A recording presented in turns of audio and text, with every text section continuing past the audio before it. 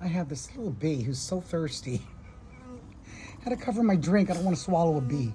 So I got him a piece of a persimmon. Up here, up here, up there. You're thirsty. Okay, there you go. So hopefully she finds a persimmon, he, she, whatever. I'm not good at checking their gender. I'm sure there's a way. Aw, go eat. Go on, you're thirsty. Aw. I put my persimmon up there so she'd had some. She wants soda or she wants chile.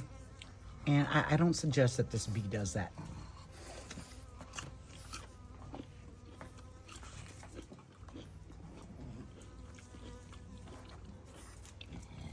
Where'd he go? Still buzzing around. That's still buzzing. Guess that's all the action today that Louie and I can come up with. Bee's back.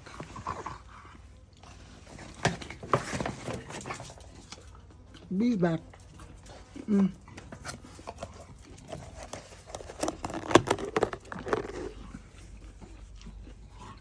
she goes. Trying to coax her to drink. Poor baby. Come on, sweetheart. There, she found the freaking fruit. It's about time. Oh, look at, she's trying to drink through that little juice there from the...